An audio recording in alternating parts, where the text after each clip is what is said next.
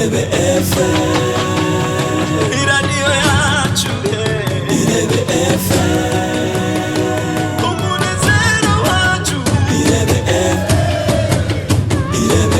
FM, Irebe FM, megahertz 91.4.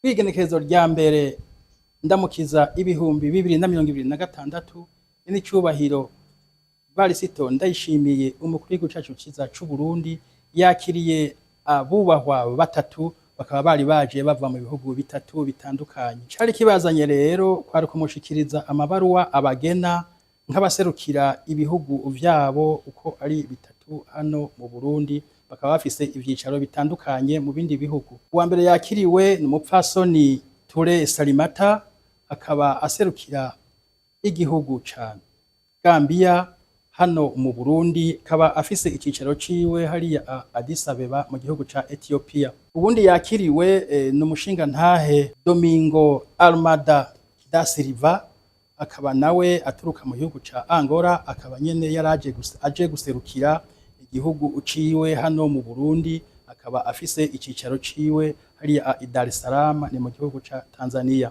Ubundi yakiriwe na nyene icubahiro umukuru w'igihugu cacu ciza c'u Burundi ni umushinga ntahe Gabriel Pandoleni Sinimbo, aje guserukira igihugu ca Namibia mu gihugu c'u Burundi, akaba afise icicaro ciwe nawe nyene hariya Dar es Salaam mu gihugu ca Tanzania. Abo baje guserukira ibihugu vyabo hano mu Burundi bahuriye ku bitari bike, na cane cane ico ukeza nyene icubahiro umukuru w'igihugu cacu ciza c'u Burundi ku mabanga aherutse gushingwa yo kuyobora umuryango w'ubumwe bwa Afrika.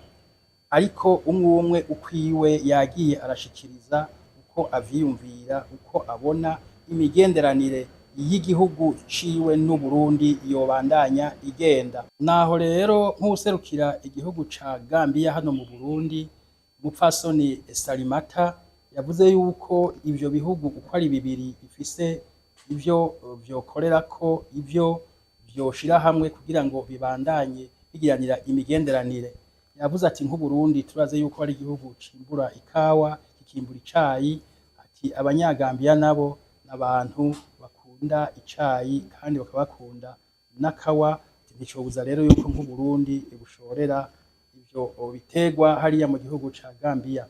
Yanavuze yuko bashobora kugiranira n'indi migenderanire haba mu vyo uburezi, mbere bishobotse bakanahanahana n'abanyeshure bakaza baraja kwiga, bamwe mu Burundi abandi hariya mu gihugu ca Gambia. Kubijanye n'userukira igihugu ca Angola hano mu Burundi, avuga ati Uburundi n'igihugu twebwe twamye dufashe mu mugongo, n'igihugu camye ari kigenzi, narirya ari igihugu kiri mu karere dusanzwe turimwo, nubwo nyene kitarinjira muri wa muryango SADC, turabona yuko umwanya n'umwanya gishobora kuwinjiramwo, kikira noneho naho kitarabinjiramwo urumva ntikiri kure, turi kumwe.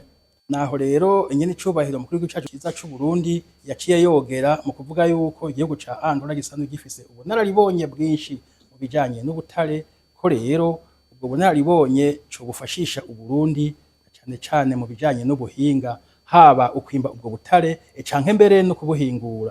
Ubwo userukira igihugu ca Namibia mu Burundi nawe yavuze ati Uburundi na Namibia ni ibihugu bisanzwe vyaragiraniye amasezerano y'imigenderanire, ati rero ubu uhageze yuko ayo masezerano twoyavyaza umwimbu gusumba uko vyahora. Ari naco gituma yaciye asaba yuko hoba umugwi uhuriramwo abahinga b'Abarundi n'abahinga b'Abanyanamibia, uwo mugwi ukaba woba ari umugwi nshikiranganji, gutyo rero muri uwo mugwi bakahigira vyinshi vyobatuma bashobora gufashanya umwe mu vyo akeneye. Irebe FM, iradiyo yacu, Irebe FM, umunezero wacu, Irebe FM, Irebe FM, megahertz 91.4.